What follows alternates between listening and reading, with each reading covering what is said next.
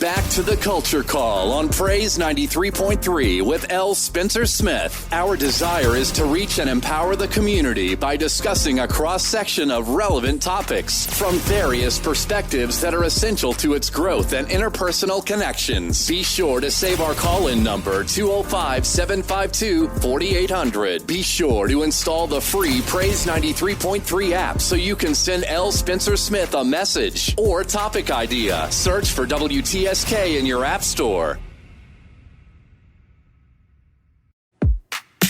This is a world premiere. Great morning, great morning, great morning, precious people. That's right. It is the Culture Call right here with L. Spencer Smith on Praise 93.3 FM on this beautiful, wonderful Wednesday. Yes, absolutely. And you know what it is. It's the place where Tuscaloosa meets the world. That's right. Tuscaloosa meets the world. And for the next couple of hours, I'm going to be right here talking about everything. Yeah, just a little bit about everything from society to sports, education to economics, and from religion to relationships. And of course, as always, we are here to create a safe space. That's right. A safe space to have empowering and provocative and sometimes controversial conversations. And guess what? You can call in and chat it up with me as we learn together right here on the Culture Call. Listen, as we start this morning's episodes, I want to remind you, tell everybody that they can go to their smart device on their Apple and or their Android phone and go and search out, that's right, Praise 93.3 FM. You can search it out and download our free 99 app. That's right. You can download it and you can hear me, that's right, from everywhere you are in the world. Yes, you can, because we've gone global. And so we want to make sure that whether you're in Japan, whether you're in Moscow, whether you're in Israel, guess what? You can hear the Culture Call. And also, you can email me all your public service announcements. Now, listen, y'all, you got to email me right here at culturecall.praise@gmail.com. We want to make sure that everybody knows exactly what is happening in your neck of the woods. We want lottie-dottie, potty-soddy, everybody to come around and create some traffic, what's going on in your church, what's happening in your organization, your fraternity and or your sorority, whatever you're doing something. Yeah, if you're in a show or whatever, choir, concert, doesn't matter. We want everybody to know so we can support. Why? Because we do it better when we do it together. And of course, if you want to be a part, you want to call me, you can call me at this golden number that you should already have on your refrigerator. And that's 205-752-4800. That's 205-752-4800. And you can call into the show and guess what? Be a part of the conversation because I want to hear your voice. Your voice is so very, very important to me. Yeah, so you can call in or you can hit me up on the chat on the app. That's right. That mainly I check the chat and get your questions, your concerns, and you might have some today concerning our topic for the next couple of days. But yeah, no problem. Nonetheless, I want you to stay in touch so we can create and build a community here. So do me a favor, sit back and relax. Grab you some coffee. You know what it is. Maxwell House of Starbucks. You know what I like. Caramel macchiato. Or you can get you some tea. What kind, y'all? Do you know the kind? That's it. Chamomile or some green tea. That's right. Get down and get your little caffeine kick to move it this morning. For those of you who have to go back to work, yeah, some of you are still on vacation. Nonetheless, yeah, get your little caffeine kick with that green tea. It's healthy. And or you get some alkaline water and get down to that cellular level and wake up those cells, all those body cells, and get those systems percolating. That's right. Get hydrated and let's get into the culture. Let me first of all say thank you to each and every one of you who hit me up and said that our Monday's broadcast was, woo, my goodness. And I really appreciate you for that. I know it's a little talking about freedom and talking about, all of the current events judicially that's been going on in the country and just encouraging me to have more of those conversations. Hey, guess what? That's what I'm going to do. I'm going to do just that. You know, I'm one to make sure that my community is not late, last, and lost. And although I recognize that this is Praise 93.3, I still want to bring you into some awareness. You know, there's a lot of things to give God praise for. But then guess what? There are a lot of things that we need to be concerned with as we praise him, right? What we should be thanking him for in advance, giving us strategy and giving us particular techniques and technology and how to navigate the world in which we live so that we can, number one, build a better community. And number two, and maybe this should be number one. First of all, build a better you, right? Because a better you and a better me creates what? A better community as we come together. And so, yes, absolutely. I'm going to continue to do and stay on my wall and say all that I need to say and discuss what I know is already in the news that you're paying attention to. That's what we're here to do on the Culture Call, is to make sure that you understand exactly all that's going on, not just in Tuscaloosa, but all around the world. So here, listen, so this morning I want to kind of piggyback off of that since, I kind of, wasn't near finished what I wanted to talk about on Monday. Yesterday, I kind of gave you a break, but today, yes, I don't know if you're sitting with a neighbor, but touch your neighbor and say, but today, yes, absolutely.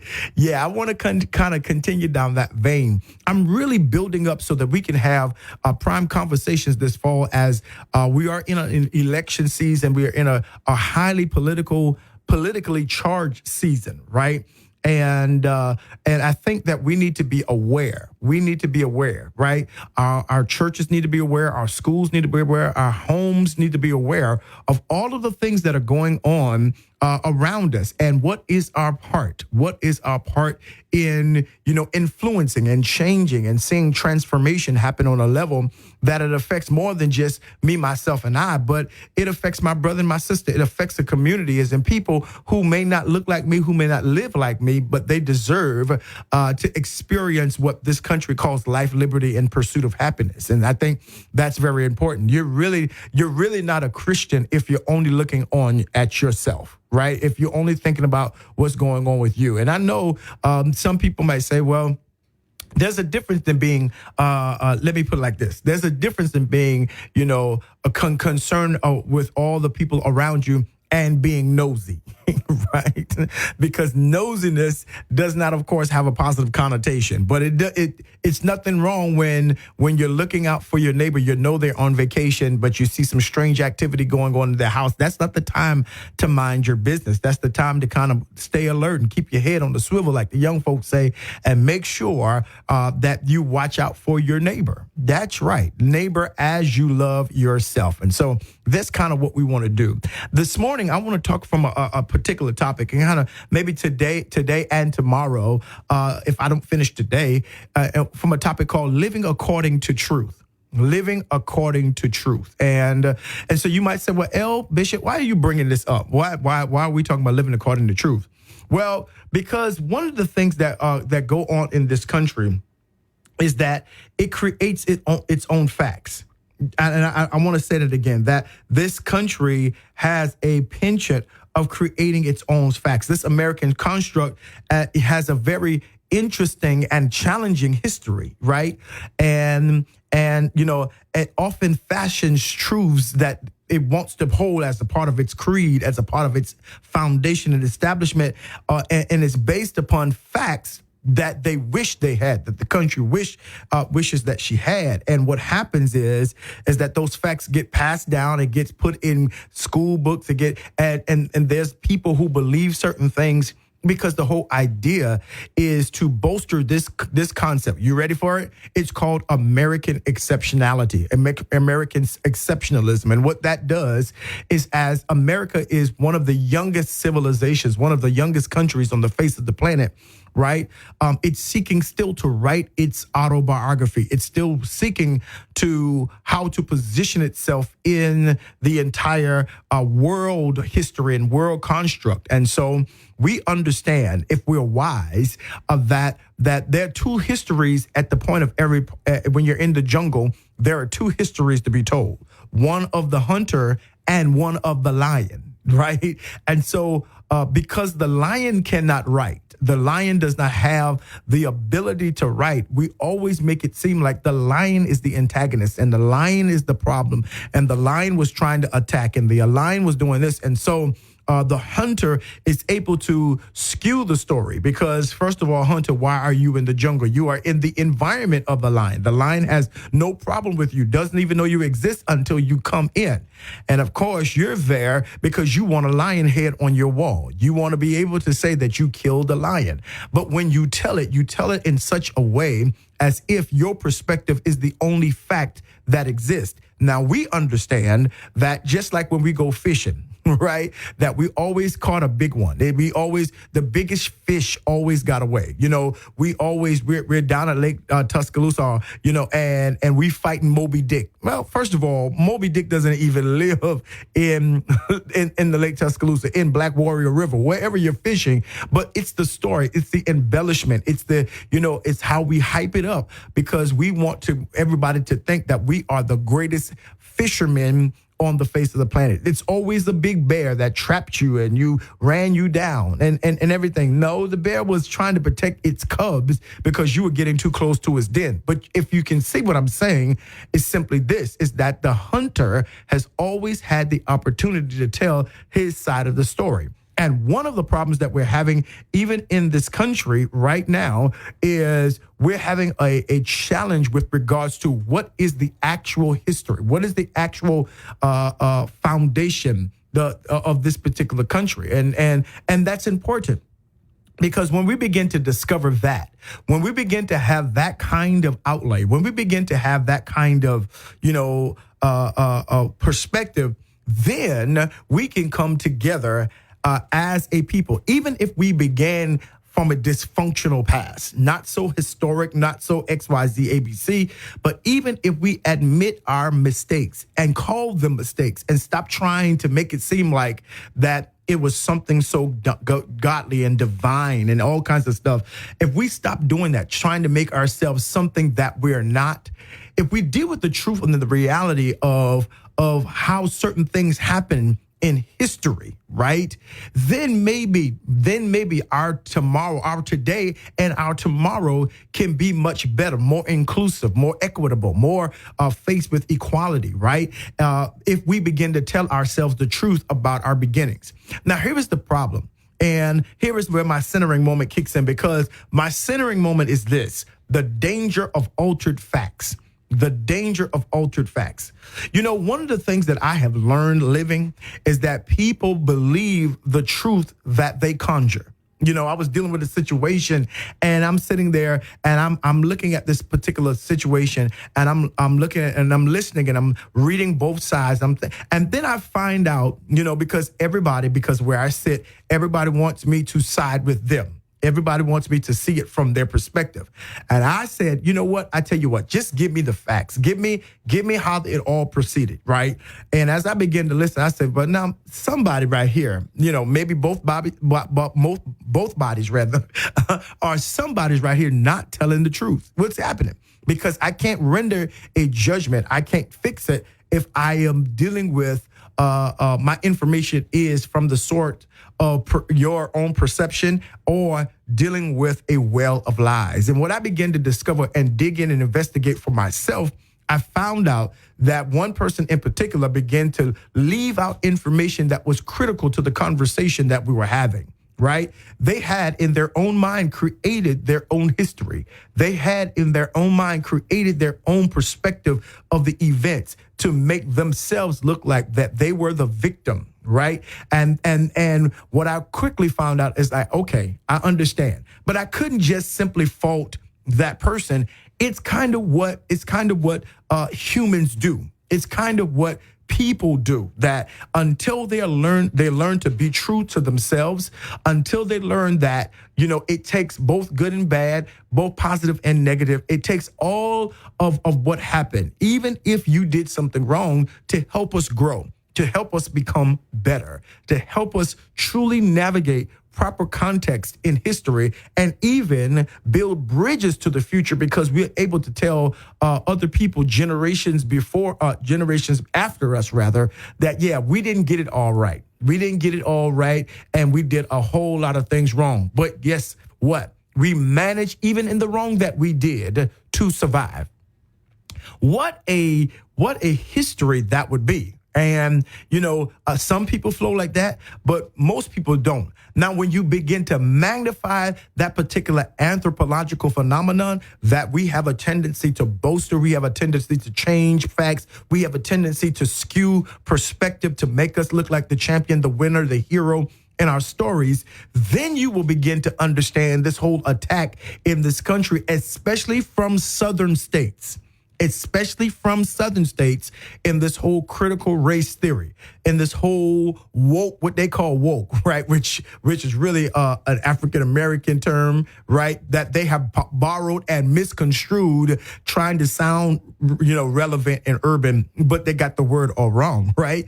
You will understand why they don't want history taught in school. You will understand why they're changing and borrowing history. You're understanding why they're disenfranchising Black history in a whole lot of educational schools, because there is a history. There are facts that they want to tell, or better yet, that they do not want to tell concerning the construct of this quote unquote American civilization, right? And it is so obtuse, it is so prideful, and it is so it is so salacious and vicious on its face. It's so wrong on its face that, but when you put people in positions, political positions of power that have the opportunity to change and to skew history, this is what you come up with. Now, this is important because if you don't get history right, I'm trying to figure out, how do you get your present right, or how do you utilize your present to adjust the future? How do you get the thing corrected if you never tell the history of the wrong? How do you right the ship when your map always changes to line up with where you think you are?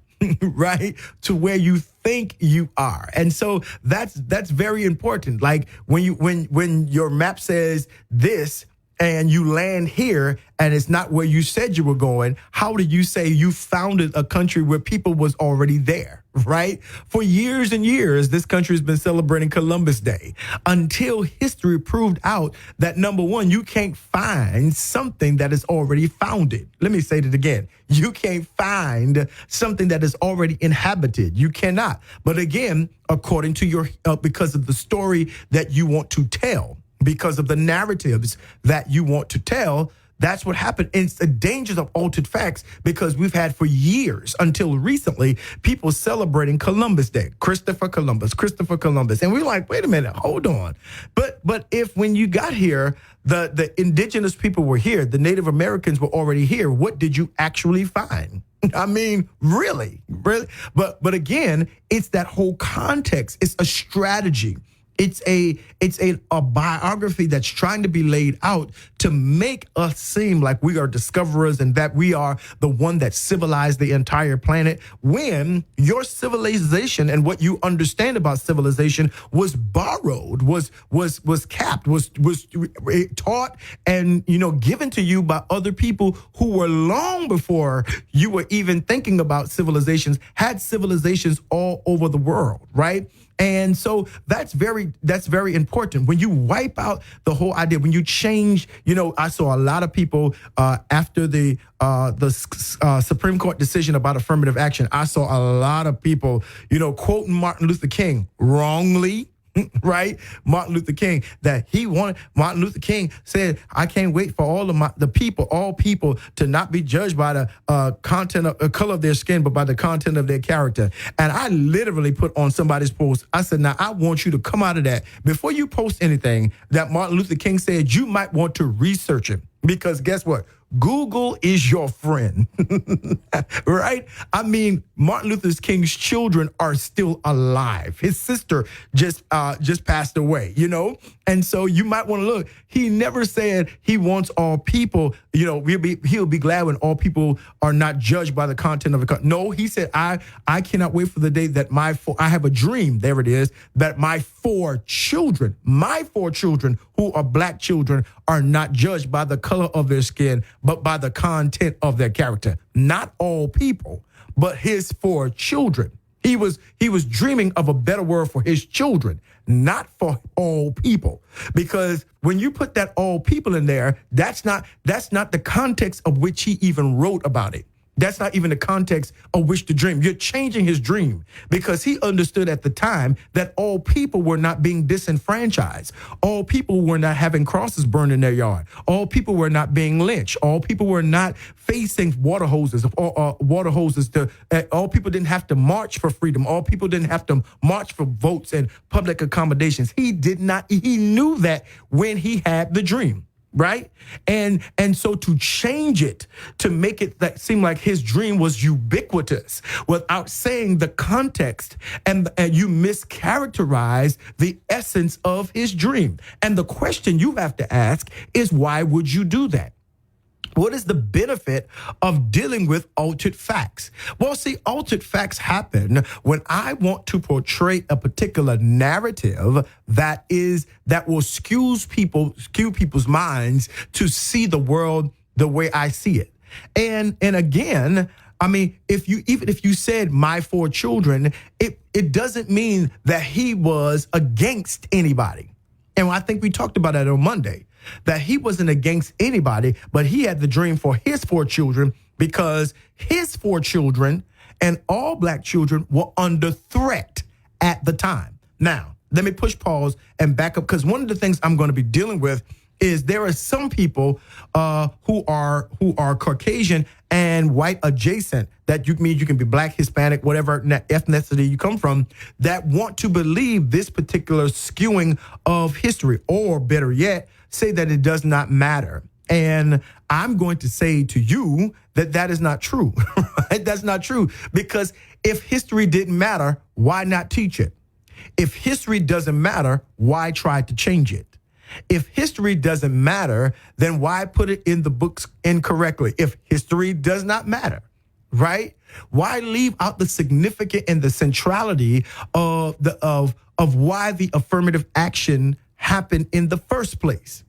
Why do HBCUs exist in the first place, right?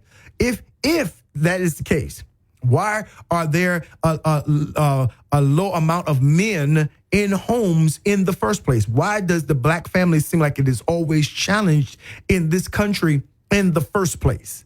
I mean, I know you understand what I'm saying. My thing, if it doesn't matter, let's just get over it. Okay, well, then let's tell everybody to get over their history. This country just celebrated their history yesterday, that they've celebrated since 1776, maybe a little bit years after the holiday was organized. But that's when they said that they were free from what, though? Free from what? And see, that's the case and the point and the matter that we're dealing with when we talk about living according to truth. This country will never be the country that it so desires to be if it does not deal with even the dark and the dastardly and sometimes even the devilish parts of its history.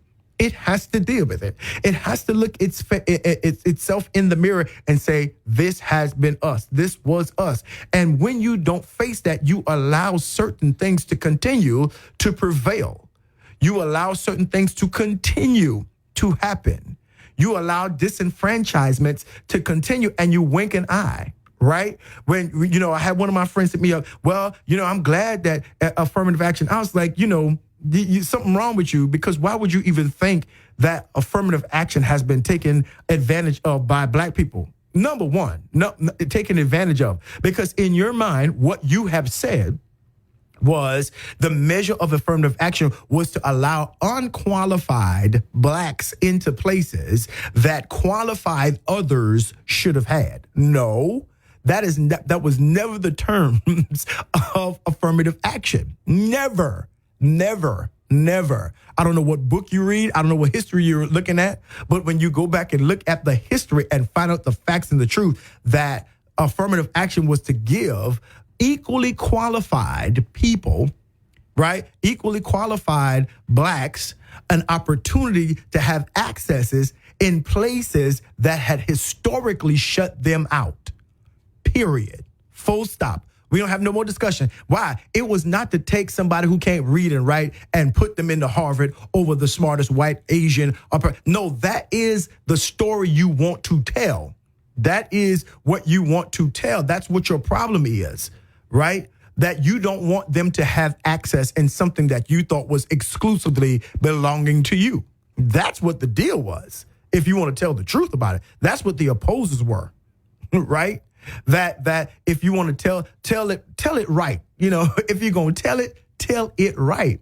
And so what affirmative action did is that it equaled out the field and allowed others who had been disenfranchised and not allowed to be a part of these conversations, to sit at this table, to go to this school, to eat at this restaurant, to have an opportunity to be employed by this company or at this job. Yes. And it set a quota. It set quota. Yeah. It says you got to have this amount if you want to receive federal funding. If you want to receive this, because we're going to check, we're going to inspect what we expect. And so now what happens is that you have people who don't think that African Americans are even qualified to go to Harvard, are not qualified to go to Princeton, not qualified to go to UNC, not qualified to go to Yale.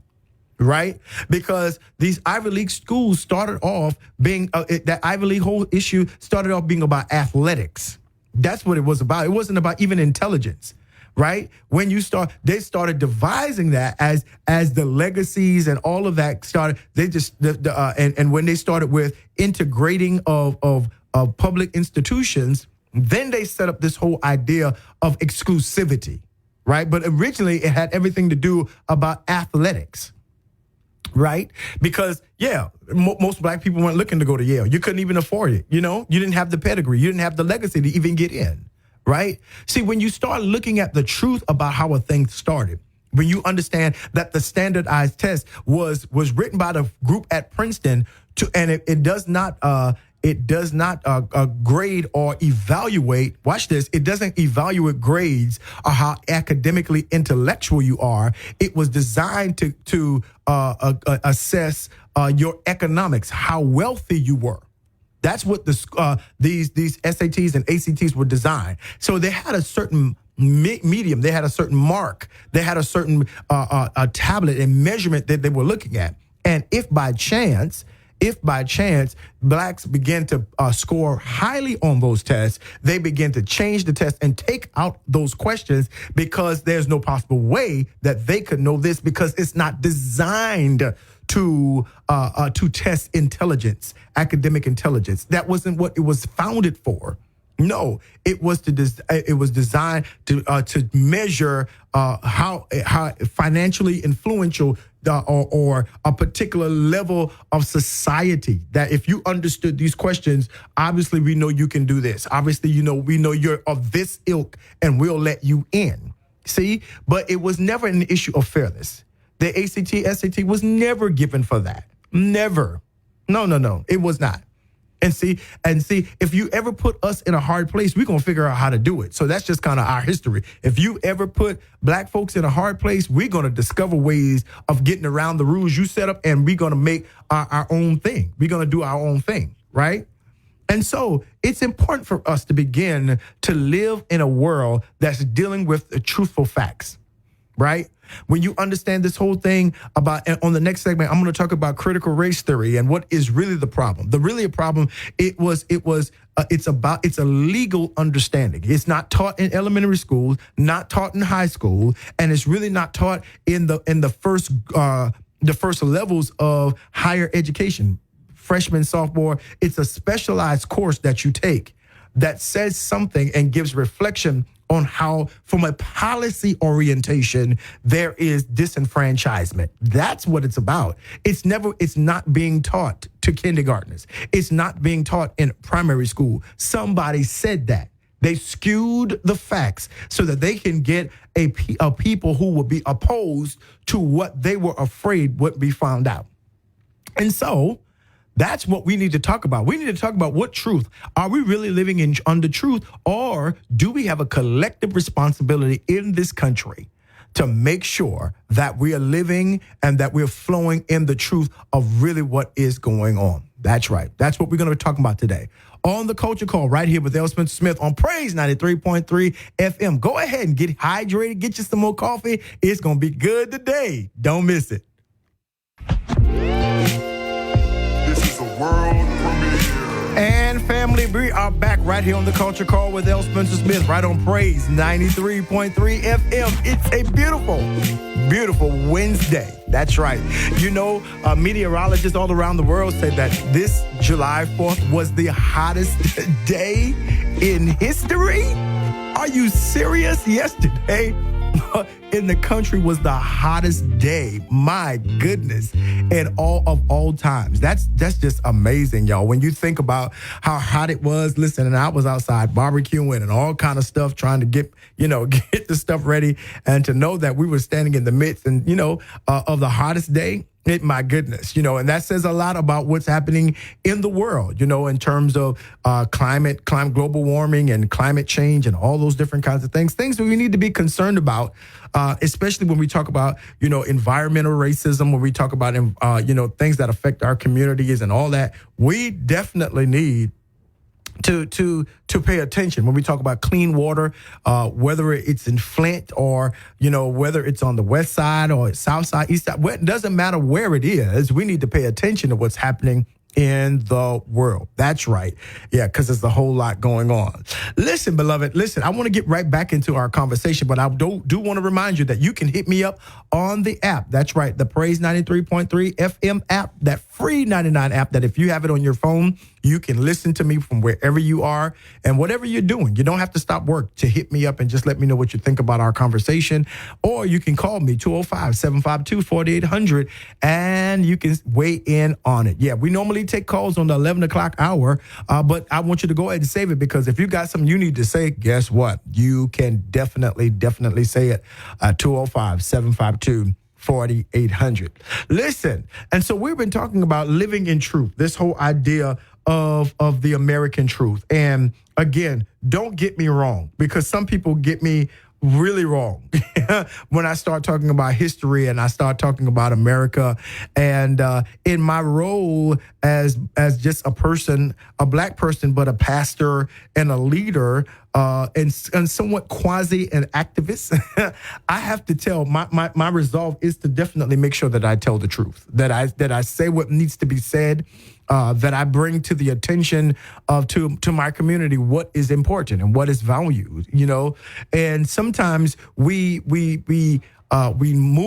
remove ourselves or attempt to remove ourselves from the reality because, we're so busy keeping our head down and doing what we got to do, taking care of our own family. And, but there are things that affect us in a multiplicity of ways that we must pay attention to. And if we don't pay attention to it, we're going to be the ones that look up and say, yo, what happened? No, I mean, it happened. They were talking about it, but guess what? You just weren't paying attention. Well, my voice is here to make sure that we pay attention. Yeah. Church folks, you need to be paying attention while we're waiting for the return of the Lord. You need to be paying attention about who's sitting in the seat of government. You need to be paying attention to the laws that your city government and your state government and the federal government are passing in this country. You need to pay attention to what the Supreme Court decides. Yeah. You need to be, because it's going to affect you. You're thinking that, well, I'm over here on my street in my house and those things are not going to affect me. Yes, they will. If they affect your children, if they affect your children's children, right? Your grandchildren, they're going to affect you. And oh, what a responsibility we have. See, because a lot of the change that we do today won't even hardly be enacted until about a decade from the time that we vote for it, or the time that, because they have to rearrange so many things in order to enact so many things. But if we don't participate in the process, what's going to happen? Our children, yes, definitely are not going to be able to be as viable and sometimes even as visible as they need to be, right? If we really believe that our grandchildren are the ones that's going to change the world, as long as this world endures, we have to be active participants in whatever. Yes, pray. Yes, I believe in prayer. I believe prayer changes us, right? For years they've been telling us prayer is the key and faith unlocks the door. All of that begins on the inside of you, right? Prayer is not magic. It is not. No, it is not. No, but not only should we pray, but we've got to participate. That means that we've got to know what's going on around us. We've got to know the history of this country, the history of where we come from. And all of those, I believe, even in our now, in the present day, all of those are colliding. Yeah, our history from Africa and our history even in this country are colliding. And as they collide, they're unfolding certain levels of truths, right? That the American society is running away from. That those who are in power in some extent, especially, and I keep saying it, I am a Southern boy. I love the South. I love, as hot as the weather may be, I love the South. But the reality is that a lot of that fighting comes from those southern regions that below the Mason-Dixon line, because it is trying to not just erase its history, but it knows that vestiges of its history are still in play. Let me say that again. That they're not just simply don't want you to know about the history, because I think that's secondary, but there are parts and parcel of its history, a great swath of the southern history of this country that's still at play. That there's still a silent war between what they call the North and the South. That's being portrayed. And when I say in term, not just in terms of location, but I'm also talking about an ideology and a mentality, right? That when you reckon the origins of these particular places, you've got to stop and you got to say, but why would somebody enact that law? And why would somebody say that? And why would somebody want to honor this person? If this person was so bad, if this person was at the chief onset of creating divisions in this country, if this person was so, reckless in their behavior towards certain kinds of people, if they were so reckless in their behavior, unrepentantly reckless, why would we want to honor them? Why would we want things that seek to divide the country? And yes, you can say, well, that's our heritage. That's our heritage. But then think about what that heritage is about. Right?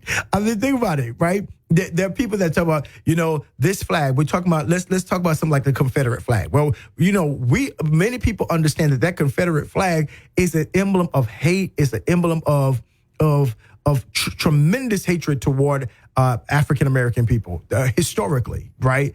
And to have it swinging in areas in the South, is amazing. I'm talking about we're in 2023. And then they were like, well, no, it's our heritage. Okay, good, no problem. Ain't no credit. Let's deal with the heritage question. What exactly then is your heritage? Right? Why did the South want to secede? Why? I mean, for what purpose? Right? And if that be the case, is that the heritage? It was a decision to secede because the states did not want the federal government telling them that they could not have slaves. That's the history. It's a history of states' rights. Okay, no problem. Great. States' rights to do what, though? Right? States' rights to do what? Right? See, when you want to talk about it, then there's an issue. So then you have to say it's not just about states' rights, because I get it. It was about states' rights, but states' rights to continue slavery, because slavery was a part of this capitalistic society that literally made the South an economic empire. I mean, if you understood how much the South was worth, I mean, look at when you go to certain places in certain states, look at the buildings, go to its downtowns and look at the buildings, the antebellum homes and all of those, where it was it was an industry of wealth that was being collectively garnered by the South because of slavery, because of them, the black workers coming over to work their land, to plow their land, to pick their cotton, to do all of that. Now, I mean, so when you say things like that, when people live under this alternate truth that it's the South, it's only about Southern heritage, what is that heritage? What is that heritage? That meant, I saw somebody on social media yesterday, I think it was Twitter, It's like, I'm tired of black people complaining. Why can't they just celebrate Independence Day like we all celebrated? Number one, I don't know who we all are. Of course, I do know who we all are. You were talking about like the white folks do. I get it. I understand. But you got to also note, that the Declaration of Independence and all of that stuff did not, the slaves were not free during that day. They were fighting for a place where they were not free. They put down their guns according to the Declaration and went back to the cotton fields and was still being hung and was still being brutalized and still being whipped. So, yeah, you have to, but see, that's a painful history. That is a painful history that this country has an issue of reconciling, right? Because of course, we've lifted up the American narrative as being equal and as being justice for all, the beacon for equality, right? We have the Statue of Liberty sitting in New York's harbor. That is the emblem of, life, liberty, and the pursuit of happiness. And, coming to this country and, we did not immigrate to this country. We were sold to this country, right? And when we talk about that, you can't get mad. You cannot selectively present other parts of truth that do not line up with the marketing strategy that you're trying to tell the world, so that when you go to this country and you go to that country, or what you politically call the third world country, and they're dealing with certain things, you look at them in a superior way, and you point back to this American history that's so full of liberty and justice and righteousness and God-fearing and established on Christian principles. And then when they begin to look, they'll find there's flaws in your story. There are flaws in the American narrative. And that is not to say that any person, you can't believe in anything that you cannot question and or at sometimes criticize. And that's your faith. Yeah. That's a relationship. How do things get better if you're just living under a cloud and a narrative that everything is perfect? No, we make things better by acknowledging the things that we need to work on, that we did not get right. Right? That's what we do. That's what the value and the benefit of parents talking to their children and not making them seem like everything that my parents, they have this portrayal that everything they did was right. Everything they say was right. Everything they chose was right. When we know for a fact that the reality is that no, there's a lot you didn't do right. And so what does it cost you? What does it cost you to say, hey, those are things we just got totally wrong? And we're going to, and we also understand, watch this, we also understand that there are those that still believe in that wrong. Let me say that one more time. Rewind, L. I think I will. There are those that still hold fast to believing in the wrong ideology. There are people, there was a pastor just this week, a Caucasian pastor just this week that was rewriting the narrative to make it seem like slavery was so glorious, right? That the present black people in this country would not have had it as well as they had it had not they been taken enslaved. I'm talking about that's coming from the pulpit. Yeah, that's coming from the pulpit, a pastor with people. And what was disturbing, it was that nobody in that room challenge that history. How about you ask the folks that actually experienced slavery, who are the descendants of the enslaved, how it turned out? Why don't you ask them? How can you, who've never been enslaved, tell a slave what was good for them, right? And what was disturbing, y'all, culture call, what was disturbing was the amount of people that were amening that foolishness. I mean, yes, amen. And when you're speaking a predominant congregation that looks like you, that has never experienced lynching, that's never experienced watching their family burned by the stake, has never experienced picking cotton, none of that. You're preaching that, and you're trying to tell folks in there that we who are not even in the room had it better. What are you trying to shape in their minds? You're trying to recreate a history based upon facts that you've not even surveyed. You've not even questioned anyone. How do you even have the right? But here it is. So there is still people that believe that. Let's try it again. That there are still people that believe that, right? So if you were born in the 50s, guess what you are? The person you born in the 50s, you're at least 73 now, right? You're at least 73, right?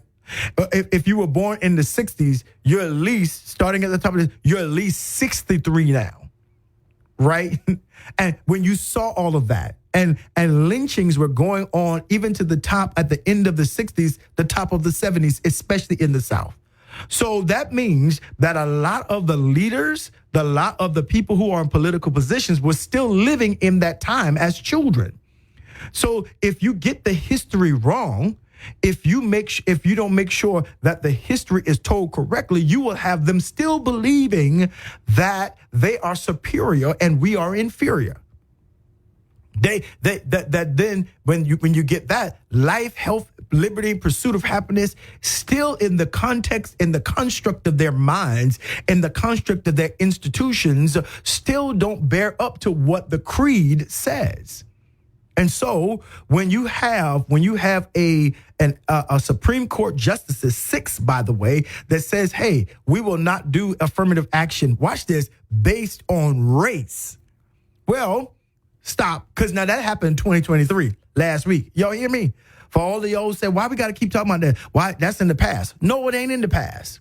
It is not in the past, because that happened this past week. And notice what they didn't say. They didn't say affirmative action across the board, which has to deal with gender, has to deal with race, has to deal with socioeconomic situations. That's not what they said. They said race-based inclusion had to be done away, was unconstitutional. How? And who made that rule? Who said that? Right?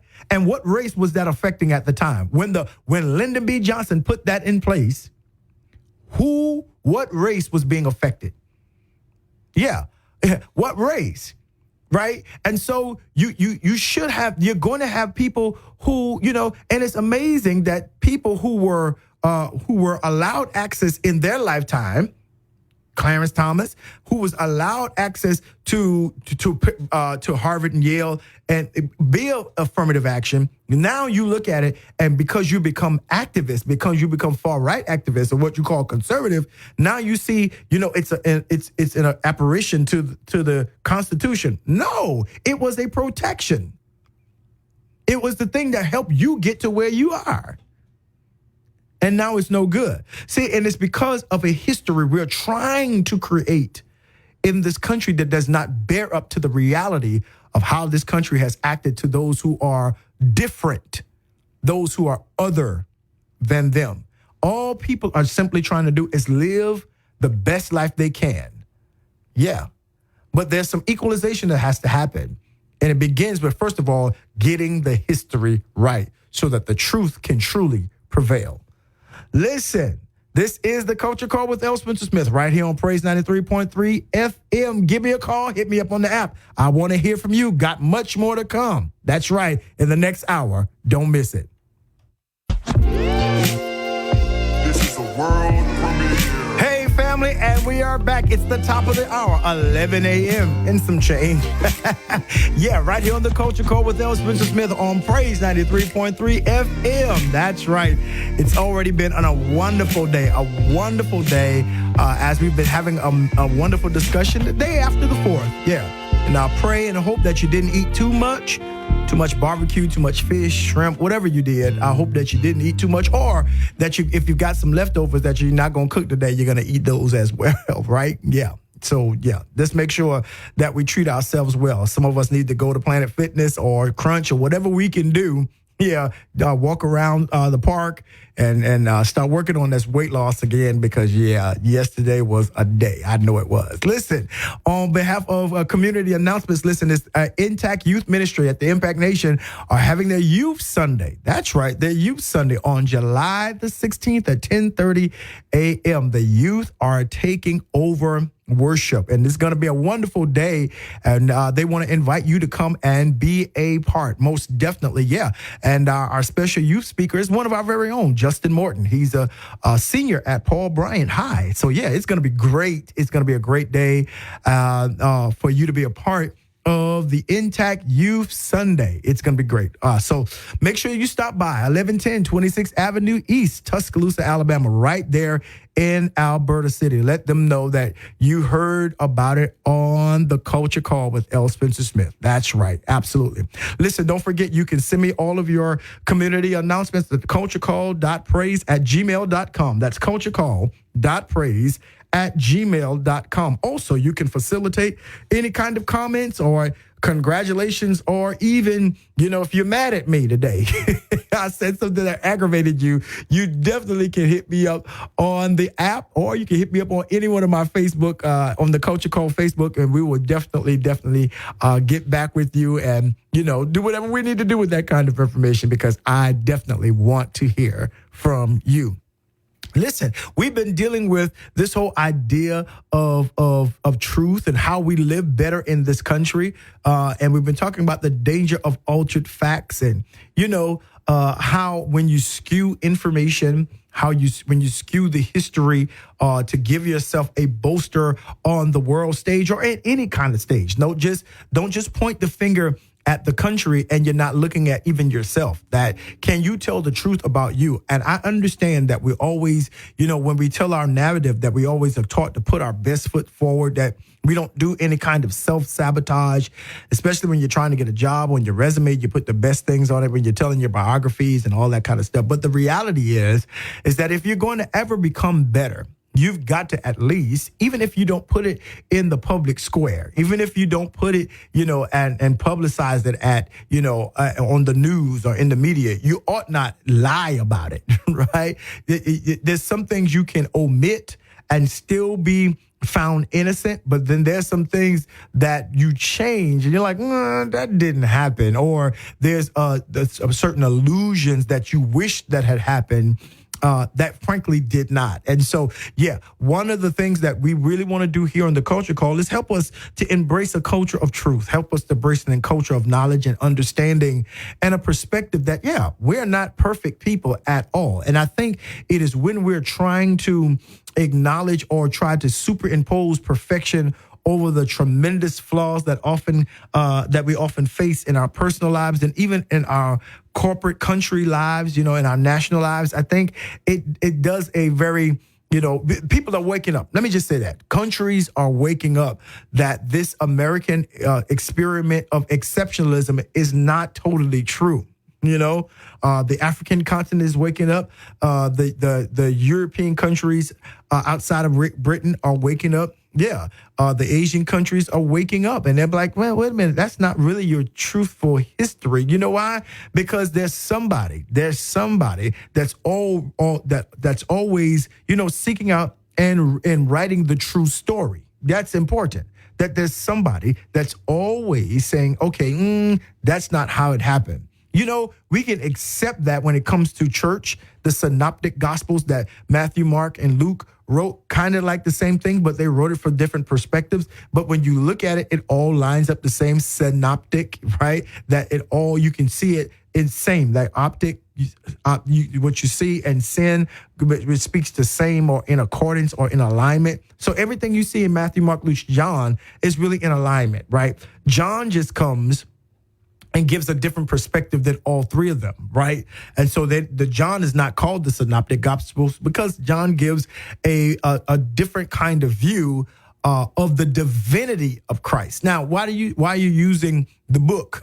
Why are you using the Bible to make that? Well, see that there are people that have written history from a perspective that all looks the same. But then there are people who have seen history and factored in certain context and factored in certain truthfulness about history that's not always true. Or that is still true, but not always put forth. And that's very important. One of these American truths that's being discovered now that's not so true is what they call the American dream. that if you work hard, it's that myth that if, regardless of your background or your social status, you can achieve success and prosperity through hard work and determination and opportunity, right? And, you can become upwardly mobile, home ownership, and financial success. And that's the American dream. That is a myth. It is. It is a myth, right? See, because in order for that to be true, everyone would have had to have started off at the same level in the race. Let me say that when you took the slaves away from the Southerners, you gave them money. You gave them money to replace. So there was still wealth in the South, right? When you wanted them to expand, immigrants coming over from Europe, you wanted them to expand and go out the West. You took them and you gave them money, land grants, so that they could start their universities, they could build their towns, right? Yeah. But we are still in 2023 fighting over reparations because you freed the slaves, promised them 40 acres and a mule. Because now if you gave every slave 40 acres and a mule, this country would look totally different, right? But you freed them and gave them absolutely nothing for building this country, for the lives they lost, for the families that were broken up.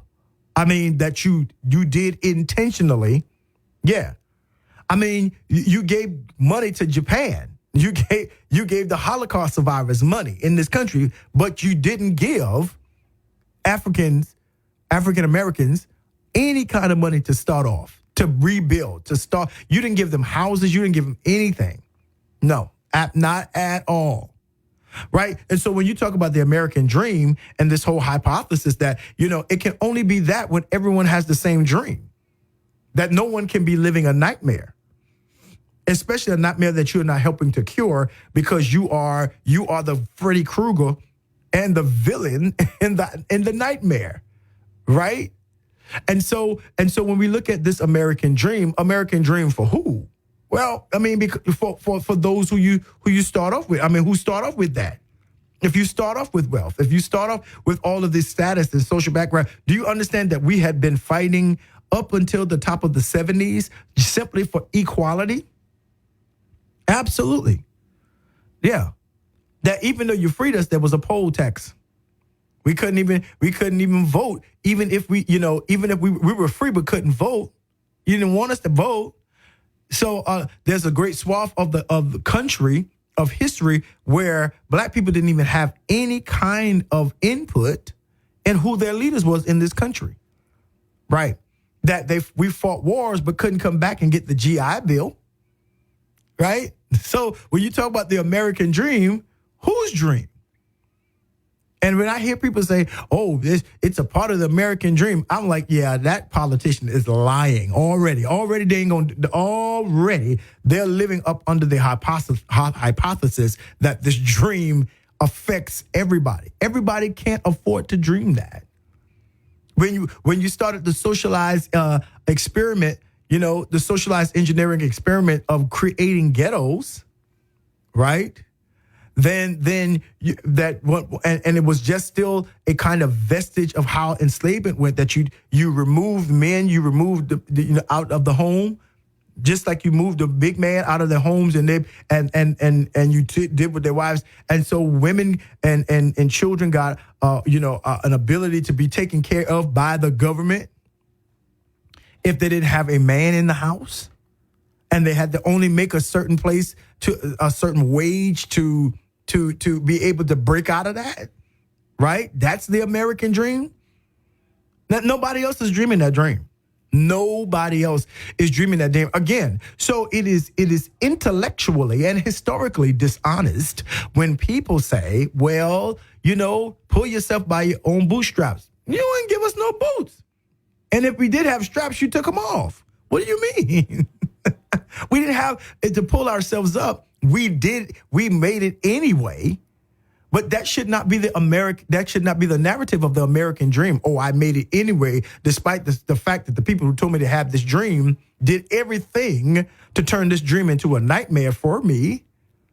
You see, again, This is the responsibility. And the reason why I'm telling you this is so that we can understand and teach to our children why we tell them you got to do much better. When you go to school, you ain't got time to be, nothing against hip hop community. I grew up in that hip hop era, but you ain't got time to be a rapper or simply a baller. You got to get your education. You got to understand how this world works for you and how this world works against you. See, there is a generation. Here it is. They're starting now, and it's not affecting us, but they're starting now to create a generation that knows nothing about affirmative action. That our children's children will grow up in a world only as affirmative action being a part of the history. And if you can't really teach history, like how they don't want you to, they have no idea that affirmative action, unless we teach them on our own recourse, because the schools will not. I want you to see how methodical it is. I want you to see how very methodical this mindset is. Right. That we teach them that you can be anything you can be, that if you do your best, opportunity is going to come your way. And then there are people who are in positions of power who don't believe that they should have opportunity, which is why, again, all of this was created. Affirmative action was a part of our reparations. That's what it was. It was a part and parcel of our reparations. But now you've taken that, right? Because of, everything looks the same. Everybody's the same. The police treat everybody the same. Law enforcement is the same for everybody. We know that that's not true. We know it's not true.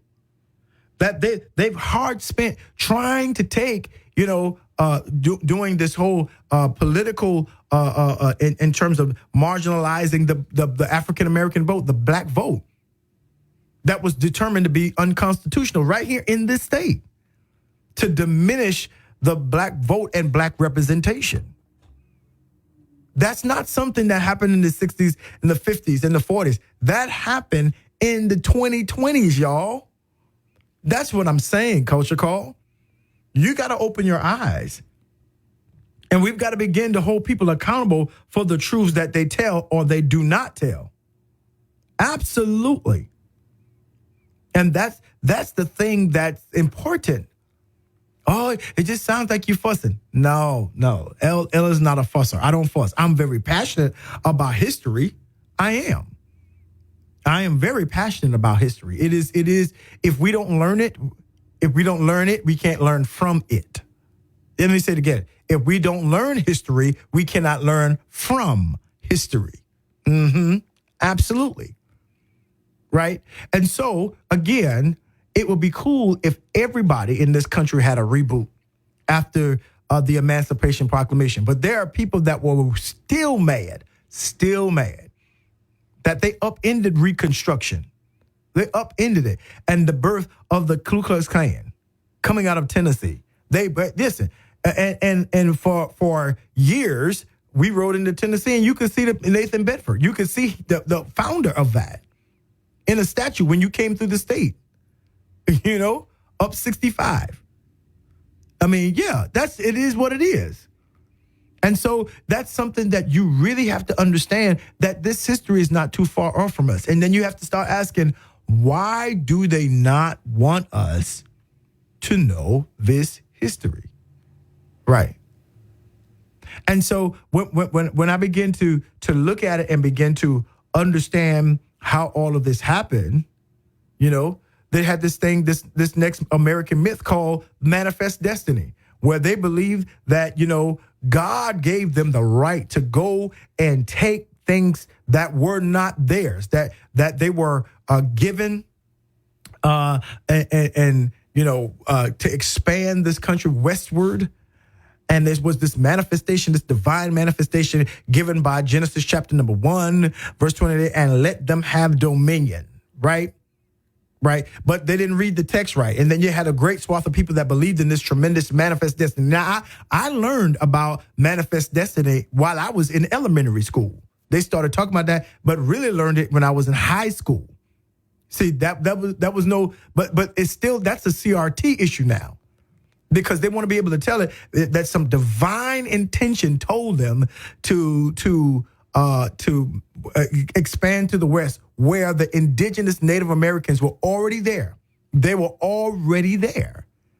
And you heard about this thing called the Tale of Tears. They gave the indigenous people infected blankets that would kill them as they drove them out further west. That's the facts. You mean tell me God told you to do that? Right? It justified. They were trying to justify westward expansion and the colonization of the land of the Native Americans. And it was given like to be a divine mission to spread democracy and civilization. Those people had a civilization before you got here.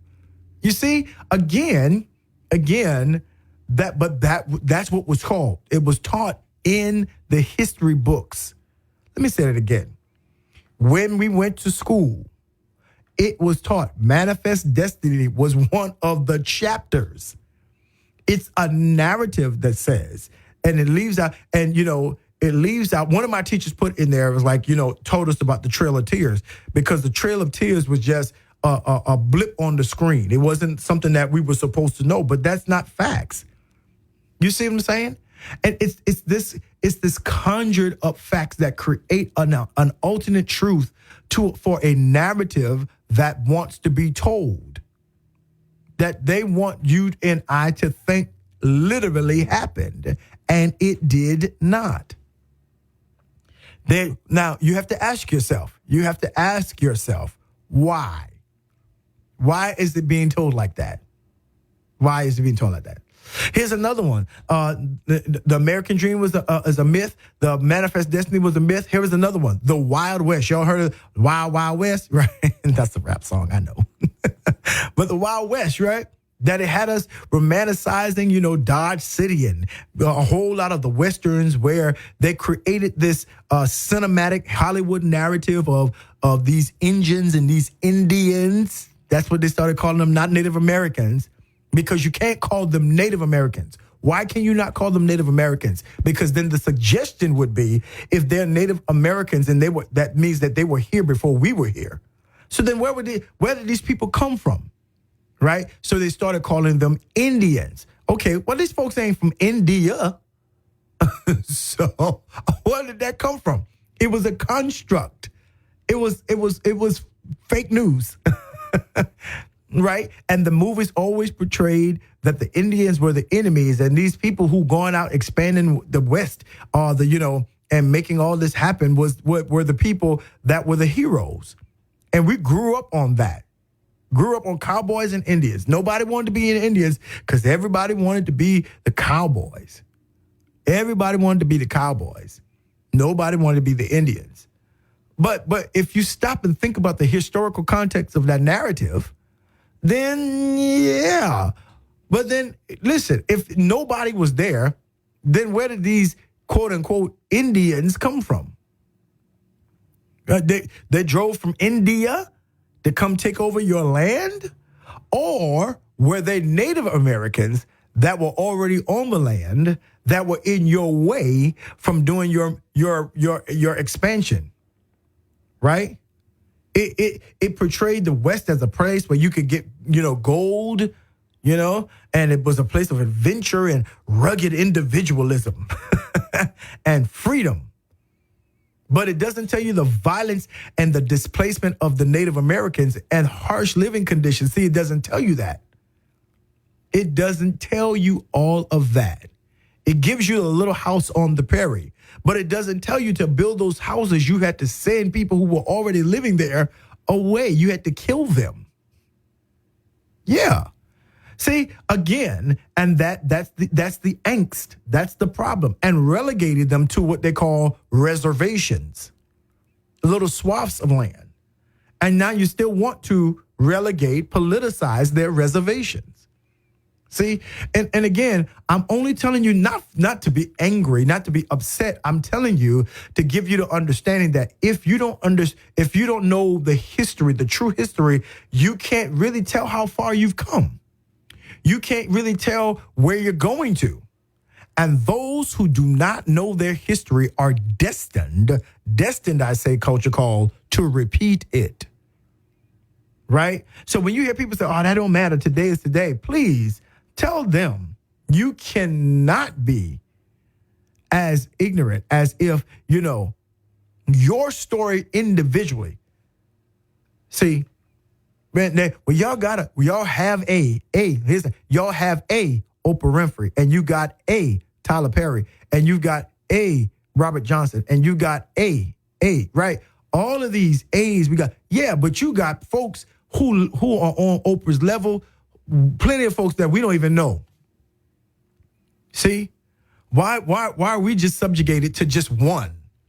You know why? Because the scraping and the hardship that they had to come up through just to get that, just to get one. Just to get a few. You see what I'm saying? See, it's the stories that we tell. It's the stories that we tell. Yeah. Here's another one. The melting pot. Really? Right? It's supposed to celebrate America as a diverse nation where people from different cultures and backgrounds can come together, assimilate, and create a unified American identity. Right? But it often overlooks the disenfranchisement that when they get here, that people suffer. The Hispanics, that we're not going, the Africans that you brought over, the immigrants and all of that, right? You're not talking about the racial divisions and distinctions that were made against certain people that came over here, right? The Irish and all of those. We don't talk about that. We talk about this American melting pot, but no. There is no melting pot when you're pointing out my distinctions. If we're going to come up and create a unified American identity, then why do you keep pointing it out? Why do you keep pointing out? See, here's the deal. Here's the deal. That like England was once the most Caucasian, whitest place on the face of the planet, But the truth of the matter is that Caucasian white folks are a minority in the country, in the world. Because, Africa is large, by itself, right? And so it's creating this narrative that and right now the whole idea escapes me, but when they begin to draw maps, they drew maps with America being larger than any other country, larger than African and all those things. But the truth of the matter is America can sit in Africa as a country. Yeah. And it's a narrative. I'm just trying to get you to understand it's a narrative of what? We have to begin to ask of what? We have to begin to ask ourselves, how does this affect us today? That's the question. How are we still in a melting pot? And does this a melting pot just require me to shut up and not acknowledge my identity, not acknowledge my history, not acknowledge the extreme instances that my foreparents had to deal with just to become a part of this pot? And here's the point. Why am I the only one cooking in the pot and you stirring? Wait, what? Yeah. Why am I cooking? Why am I in the pot, but you stirring the pot? Because who is stirring the pot is the question. Who is determining that we have become this?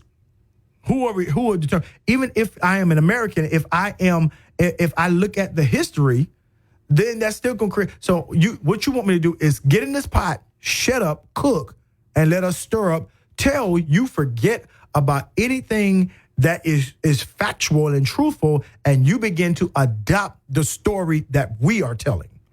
And unfortunately, that is what is happening. It's happening from our pulpits. It's happening in our churches. It's happening in our society. Now it's happening in our schools and all of that.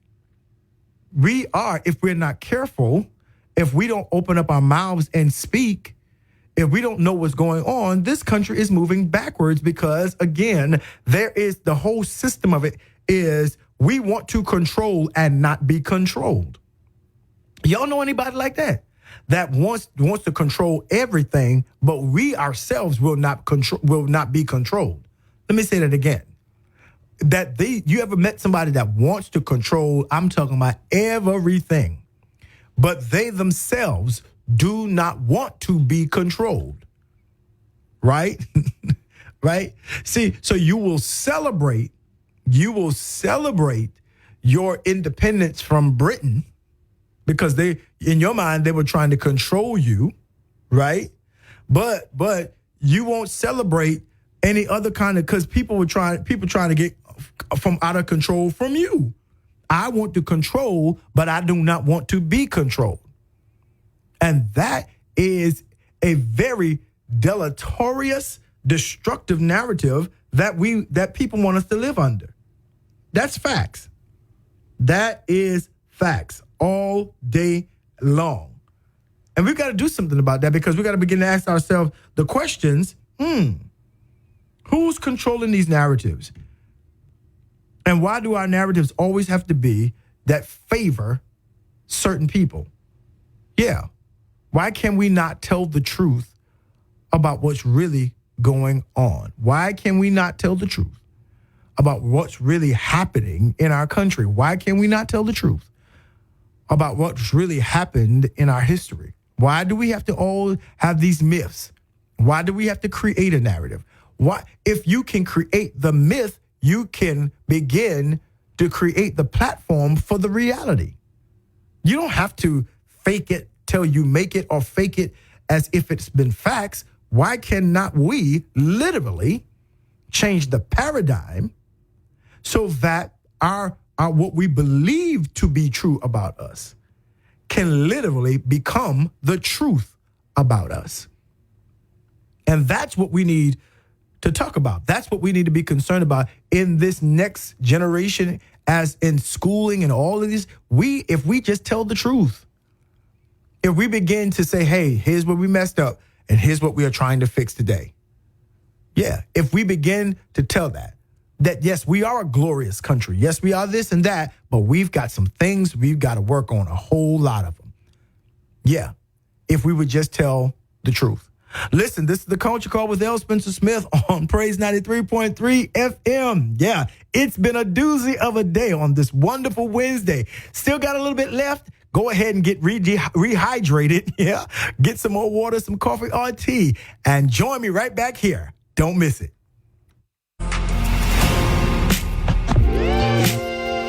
This is a world premiere.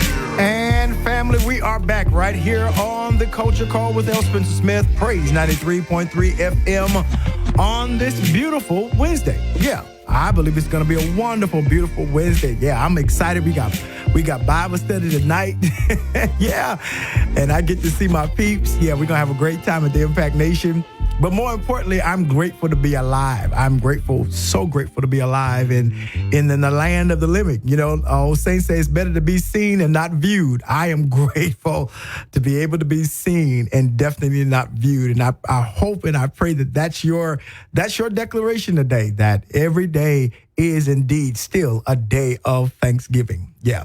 Listen, we've been talking heavy hitting really this morning, and I pray that something that we've said at least piqued your attention and, made you want to know more, because that's exactly what my desire is that you will know more about what's happening in this amazing American construct. Yeah, this country that we are definitely constructing America. Now, there are those who believe in constructing America to their perception and their perspective, and to this, this conjured, made up historical perspective and premise that really in truth does not exist.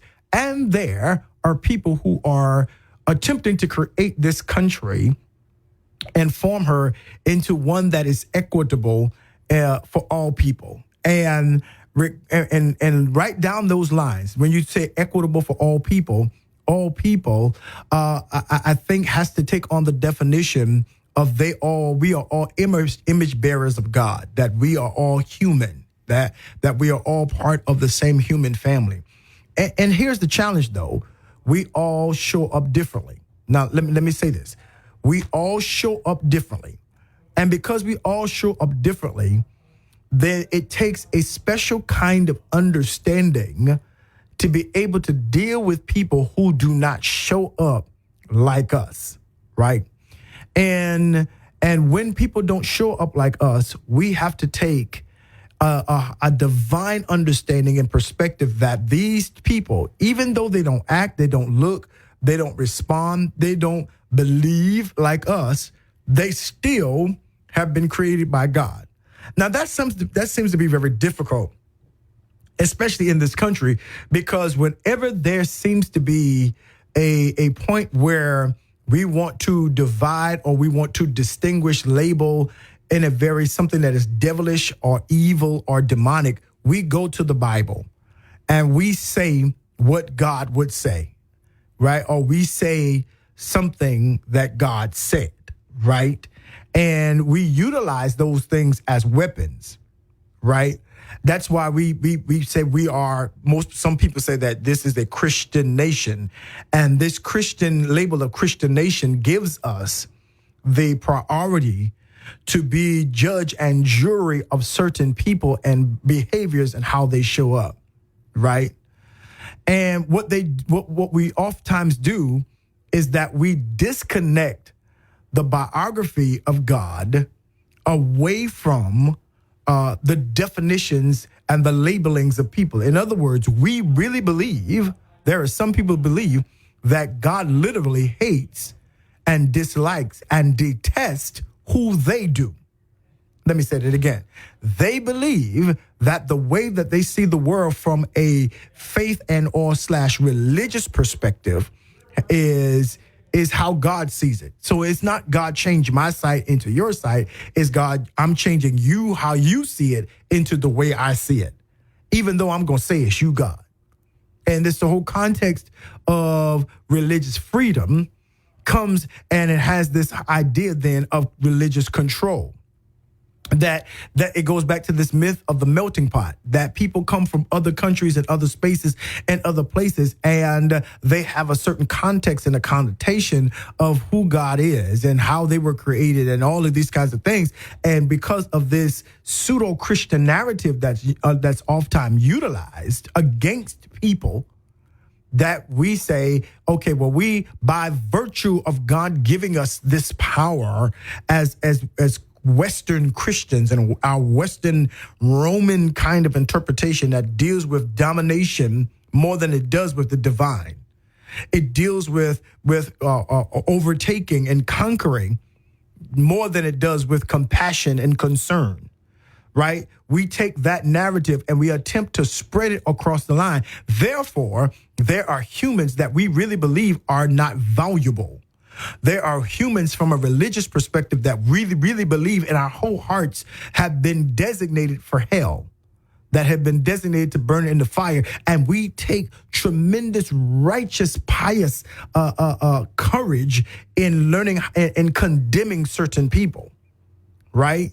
That we will use the book called the Bible, because the word Bible really means book, that the book that contains the word of God.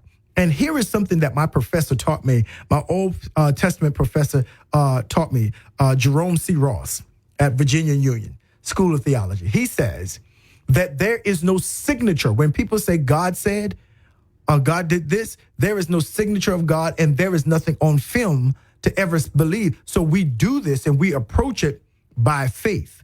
And if your faith always believes that God only favors you and no one else but you, you have a twisted faith. I sat up in class, I said, well, how about that Dr. Ross? He said, see, whenever you say the Lord says, he said, you don't understand how many people have been killed, how many people have been abused, how many people have been oppressed and suppressed. You don't know how many people have been enslaved and murdered under that phrase, the Lord said, the Lord told me, the Lord did this, the Lord did that. And you have to understand that the people who were writing the text were moved by the Spirit, but they also wrote from their perspective. They wrote from the perspective of their own history, of their own marginalization, right? And that's very, very important, that the Bible does not tell all the world history. It tells the history of the formation of the people of God, namely the Hebrews, the Israelites. That's what the Bible really tells. It tells the history of those people, the contextual history from Genesis to the maps, right? About God's chosen people, the Israelites. So then in the name, we will support, Israel, as a matter because the Bible says pray for the peace of Jerusalem. But then there's an ilk that said that they're Christian but anti-Semitic, the anti-Jews. And it's down the line that you don't see Jesus as the Messiah, as the Christ, when in fact the text tells you that they will not. The text says that the fact that they do not is the way that we who are not Israelites, Jews, got in. That God broke some of the natural branches off. I'm in Romans 9, 10, and 11. God broke some of the natural branches off and engrafted us into it, the wild branches into it, so that we could all become of one tree. That's facts. That's if you're going to believe the Bible, right? And so this whole penchant that we have of castigating people in the name of God is the greatest deception and counter narrative to the genius and the generosity of God, who John wrote in John 3:16, for this God that we says hate everybody, that hates people that are not like us, that hates people that don't believe like us. For this God, so what? Love the world. Right? See, it's the narrative that he did what? Gave his only begotten son. That Jesus is the love letter of the God who loved the entire world, not just the world that looks like you, not just the world that does what you do, not just the world that frames it like how you frame it. That the very people that you don't like are the very people that God loves. Right? Right? And so we think that because we don't like somebody or we do something to somebody and that we feel like we have this divine right to do so, God's like, nah, that's not what I said, though. That ain't what I'm... See, and I know you're hooked up on Old Testament scripture, much of which, if you don't know how to interpret, if you don't know how to the scriptures, if you don't know Hebrew and Aramaic, if you don't know the real translation, a lot of the things that you think you know, you really don't know because you've not really done the work and the study. And that you don't understand that was written aforetime, that we, through the scriptures, might have hope, and it was written for our learning, right?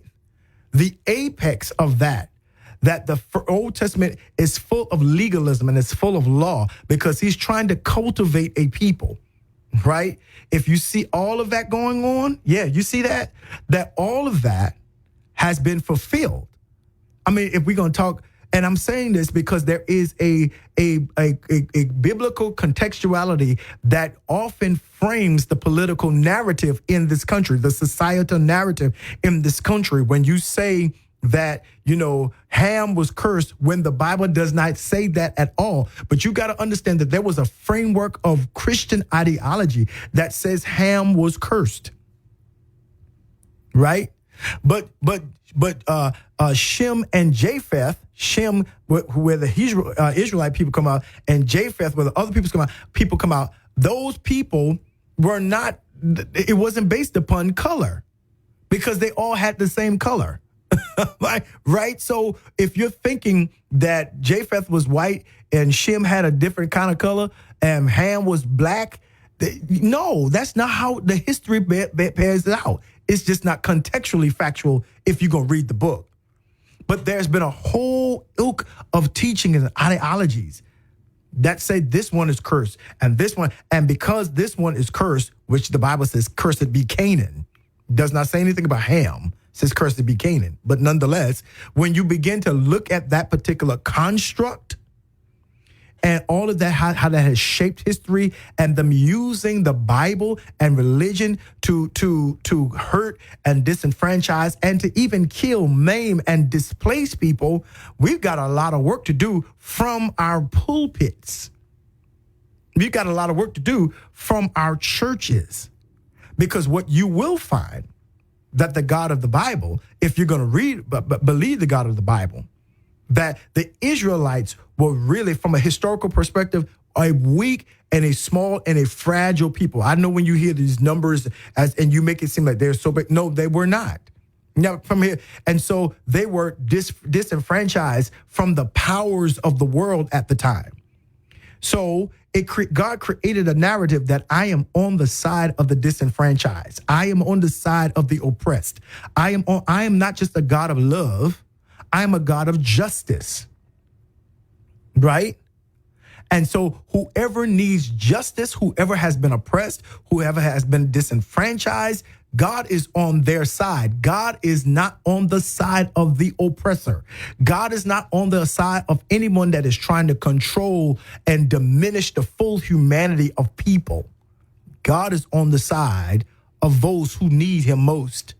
He's on the side of the widow. He's on the side of the orphan. He's on the side of the fatherless. He's on the side of the motherless. Right? You didn't see Jesus coming and making anybody who was already rich richer. Right? That's not in the account.